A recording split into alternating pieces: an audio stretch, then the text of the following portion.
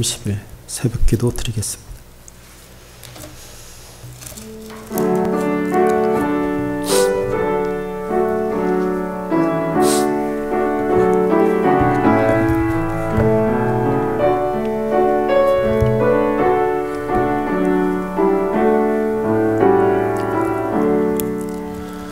온 세상이 캄캄하여서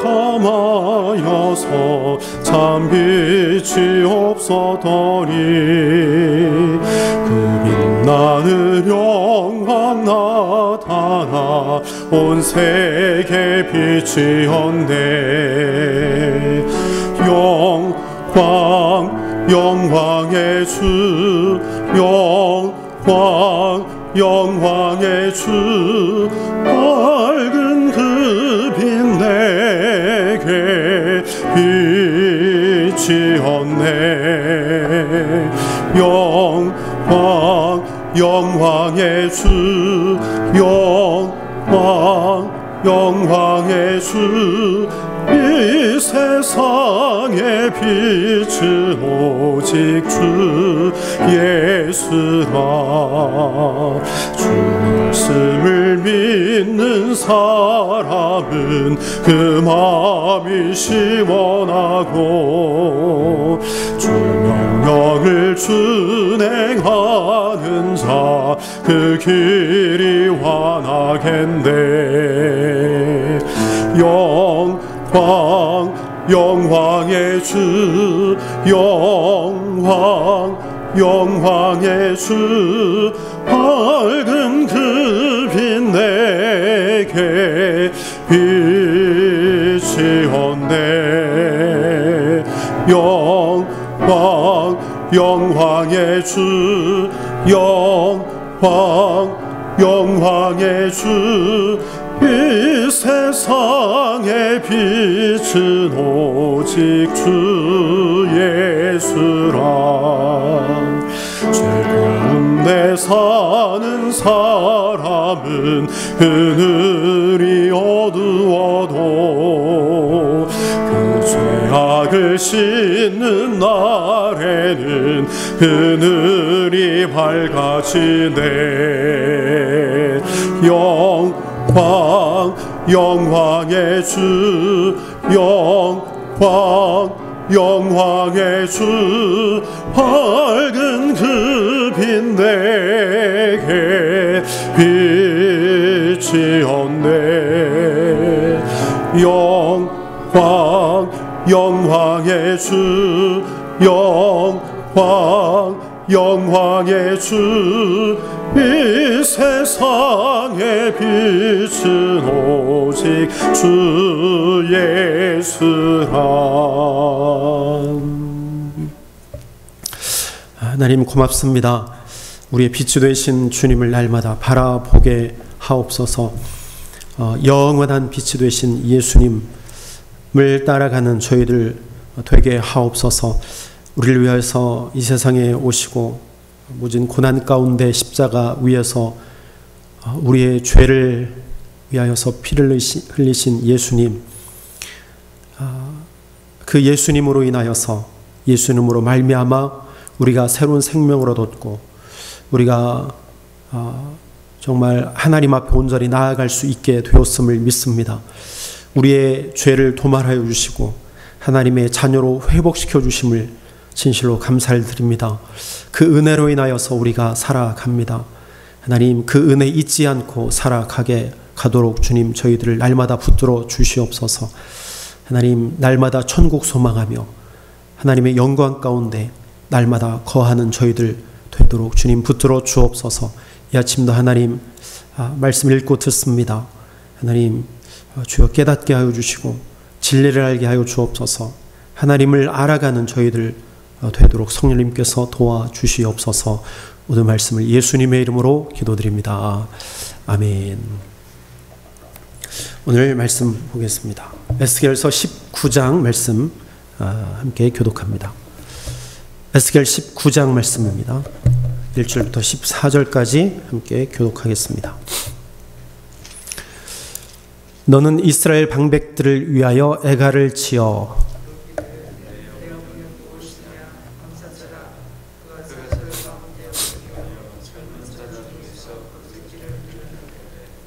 그 새끼 하나를 키우매 젊은 사자가 되어 식물 움키기를 배워 사람을 삼키매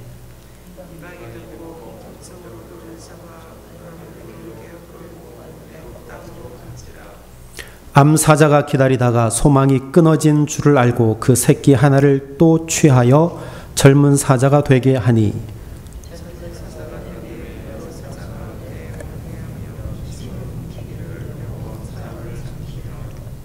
그의 궁실들을 헐고 성읍들을 회파하니 그 우는 소리로 인하여 땅과 그 가득한 것이 황무한지라.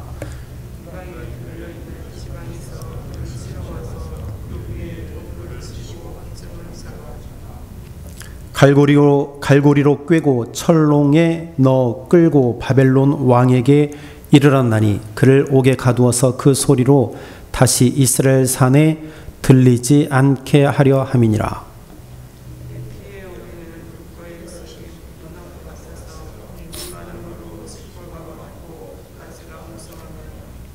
그 가지들은 견강하여 권세 잡은 자의 홀이 될 만한데 그 하나의 키가 굵은 가지 가운데서 높았으며 많은 가지 가운데서 뛰어나서 보이다가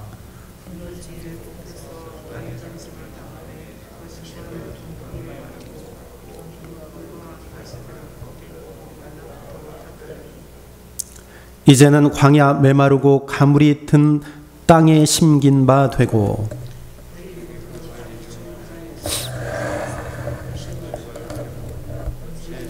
자의 홀이 될 만한 견강한 가지가 없도다.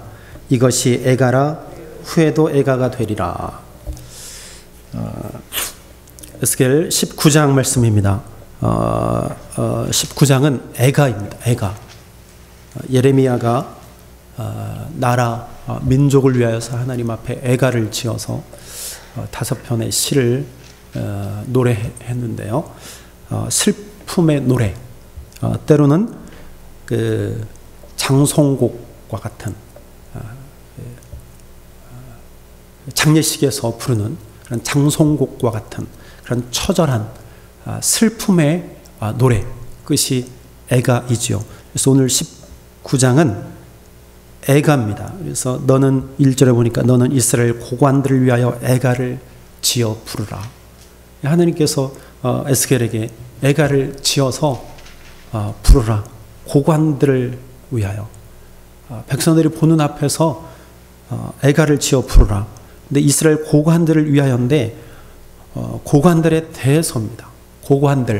고관, 높은 위치에 있는 사람들, 권력을 가진 사람들, 특히 오늘 19장에서 보면 이 고관들은 왕을 이야기합니다. 왕, 통치자. 그래서 이스라엘의 마지막 왕들에 대한 애가를 지어서 부르라. 슬퍼한다는 거죠. 슬픔의 노래를 지어서 부르게 합니다. 그래서 오늘 그 젊은 사자 그리고 포도나무 가지, 그 비유를 통해서 마지막 왕들에 대해서 애가를 부르고 있습니다. 마지막 유다를 개혁한 왕이 요시야 왕이었습니다. 요시야 왕은 하나님을 섬기고 성전을 수리하고 율법책을 발견하여서 그것을 읽고 하나님께 예배하고 유월절을 회복하는 그러한 왕이었습니다. 그에게는 4명의 아들이 있었어요. 첫째는 요하난, 그리고 엘리야킴이 나중에 여호야킴이 되죠. 그리고 셋째 아들이 여호아스 왕이 있고, 그리고 4번째가 시드기야 왕이었습니다. 이 4 아들 중에 큰 아들은 일찍 죽고 이 3 아들이 왕 위에 다 올라서 마지막을 통치하게 됩니다. 근데 이 3 아들이 하나같이 전부 다 악한 왕이었습니다. 선정을 베풀지 못하고 백성들을 괴롭히고 하나님을 배반하고 우상을 섬기는 그러한 일들의 앞장을 선 왕이었습니다. 그래서 오늘 성경에는 어떻게 말하느냐, 비유를 통해서 우리에게 어떻게 말씀하느냐? 2절에 보니까 내 어미는 무엇이냐? 암사자라. 내 어미는 유다 자체를 이야기합니다. 암사자라. 그가 사자들 가운데 엎드려 젊은 사자 중에서 그 새끼를 길렀다 그랬어요. 젊은 사자 중에 새끼 하나를 기르는데 3절에 그 새끼 하나를 키우매. 이 사자의 새끼가 바로 여호아스입니다. 요시아의 세 번째 아들. 근데 보십시오. 젊은 사자가 되어, 여기 보니까 우리가 읽은 성경에는 식물을 움키는 것을 배웠다 그랬어요. 식물을 움키는 것. 개역개정에는 이렇게 되어 있습니다. 먹이를 물어뜯기를 배웠다. 먹이를 물어뜯는 것부터 배웠다. 그래서 사람들을 삼켰다. 내가 먹을 먹이를 수풀에서 노려보고 있다가 그것을 잡아서 물어뜯고 삼켰다. 이게 부정적인 의미로 쓰였습니다. 잔악함, 그들의 강한 권력으로 백성들을 못살게 굴고 의를 무너뜨리고 하나님의 공평과 공의를 무너뜨리고 불의를 일삼는 그러한 일에 앞장서서 백성들이 혼란을 겪고 백성들이 정말 너무나 어렵고 또 나라 전체가 황폐해지고 피폐해지는, 그리고 주변의 나라들, 즉 바벨론과 애굽 사이에 권력 다툼이 있었는데, 세력 다툼이 있었는데 그 사이에서 갈팡질팡하는. 그리고 오늘 5절에 보니까 또 이렇게 합니다. 암사자가 기다리다가 소망이 끊어진 줄 알고 그 새끼 하나를 또 골라 젊은 사자로 키웠더니 젊은 사자가 되어 여러 사자 가운데에 왕래하며 또 뭐라고 합니까? 먹이 물어뜯기를 배워 사람을 삼켰다. 이것은 여호야긴을 말합니다. 그들은 하나같이 먹이 물어뜯는 것부터 배워서 아버지의 그 선정, 아버지가 섬기는 그 하나님을 바라보지 못하고 자기 이익 또는 주변에 있는 정치가들이 말하는 그 말에 혹해가지고 백성들을 괴롭히고, 특히 7절에 보니까 이렇게 말합니다. 그의 궁궐들을 헐고 성읍들을 부수니 그 우는 소리로 말미암아. 그 우는 소리, 왕들이 자기의 권세를 가지고 호령하니까 백성들은요 이렇게 표현했습니다. 땅과 그 안에 가득한 것이 황폐한지라. 땅이 황폐하도록 그들은 그들의 권세를 휘둘렀습니다.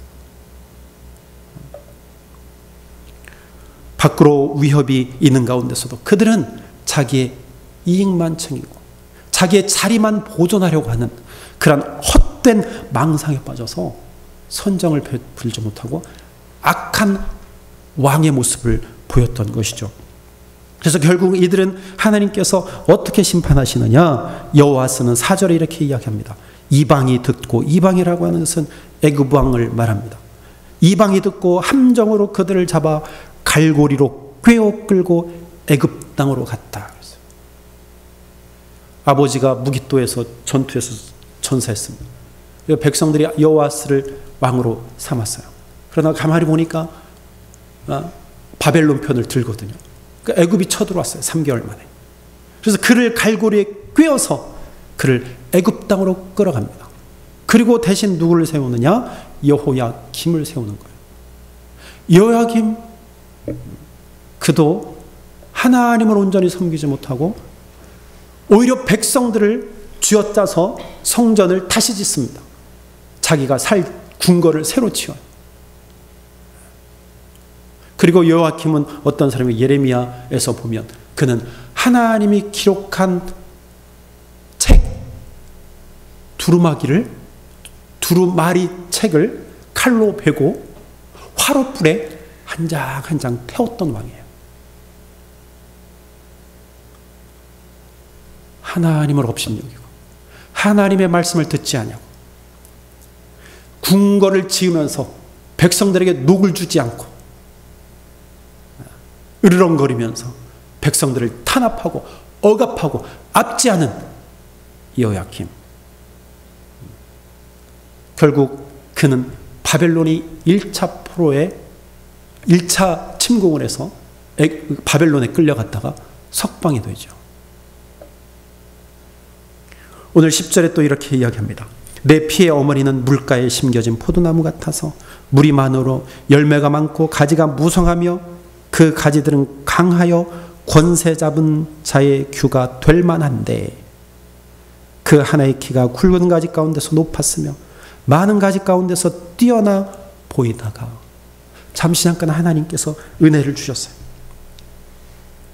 그런데 뛰어나 보이다가 분노 중에 뽑혀서 땅에 던짐을 당함에 그 열매는 통풍에 마르고 그 강한 가지들은 꺾이고 말라 불에 탔더니 이제는 광야 메마르고 가물이 든 땅에 심어진 바 되었다. 불에 타버렸다. 시드기야 왕을 예언하고 있습니다. 마지막 왕 시드기야. 그러면서 14절에 이렇게 이야기합니다. 권세 잡은 자의 규가 될 만한 강한 자가 없도다. 이것이 애가라. 권세 잡을 만한 규가 없도다. 규는 무엇입니까? 홀, 막대기예요. 장성들이 가지고 있는 그 막대기, 왕들이 가지고 있는 그 막대기. 그래서 왕을 상징합니다. 위를 상징해요. 권세를 상징해요. 그런데 이 모든 왕을 오늘 19장에서 언급하면서 무엇이라고 하냐면 권세 잡은 자의 규가 될 만한 강한 자가 없다 말합니다. 결국에 하나님께서 이스라엘 백성들을 멸하신 것처럼 유다 백성을 멸하시겠다고 말씀하십니다. 왜? 그 이유가 뭐냐? 그것은 하나님을 버렸기 때문입니다. 백성들을 온전히 섬기지 못했기 때문이에요. 여러분, 이 세상에는요, 권세 잡은 강한 자, 온전한 자, 진정한 권세자가 없다는 것을 우리에게 말씀해 주고 있습니다. 진정한 권세 잡은 자, 그가 누구냐? 예수님밖에 없다는 거예요. 진정한 왕, 진정으로 우리를 다스릴 분, 그분은 예수님밖에 없다는 거예요.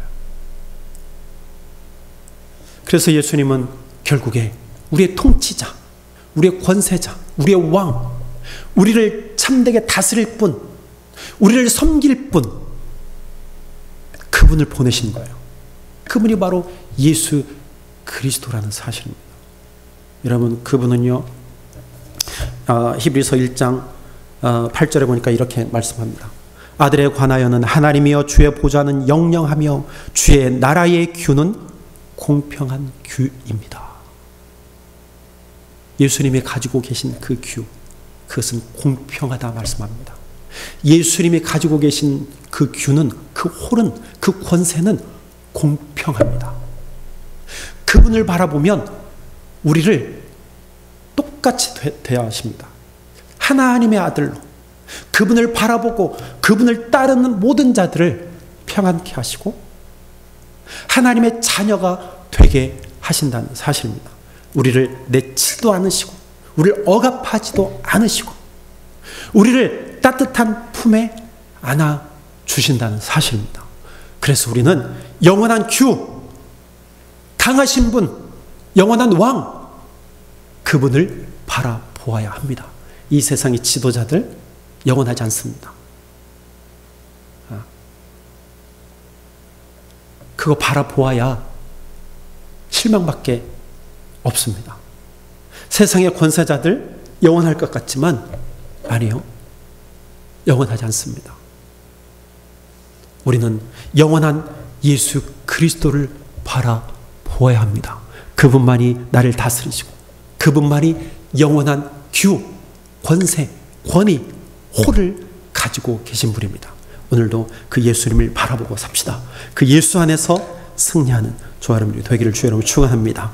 기도하겠습니다. 하나님, 영원한 권세자 예수 그리스도, 영원한 귤을 가지고 만물을 다스리시는 영원한 왕 예수 그리스도를 바라봅니다. 주님, 그 안에서 저희들 평안함을 누리며 그 안에서 하나님의 사랑을 받아 살아가기를 원합니다. 주여, 날마다 예수 그리스도를 고백하고 예수 그리스도 안에서 형통함으로 살아갈 수 있도록 주님 저희들을 붙들어 주시옵소서. 오 하나님, 나의 왕 예수님, 나를 다스려 주시고 나를 통치하여 주시옵소서. 그분은 영원하신 줄로 믿습니다. 아버지 하나님, 오늘도 예수 안에서 예수의 이름 부여잡고 세상으로 나아갑니다. 주여, 빛이 되게 하여 주옵소서. 예수 그리스도의 향기가 되어 예수 그리스도의 편지가 되어 그분의 이름을 드높이며 많은 사람들에게 그 이름을 나타내며 사는 저희들 되게 하여 주옵소서. 불의한 일에 빠지지 않도록 하나님 붙들어 주시옵소서. 내 마음과 내 영혼이 악에 물들지 아니하도록, 악으로 인하여서 황폐해지지 않도록 하나님 강권적으로 붙들어 주시옵소서. 하나님, 오늘 하루도 온전히 주님께서 인도하여 주시고 영육간의 강건함을 허락하셔서 우리에게 주신 일들을 능히 잘 감당해낼 수 있도록 주님께서 도와주시옵소서. 모든 말씀을 예수님의 이름으로 감사하며 기도하옵나이다. 아멘.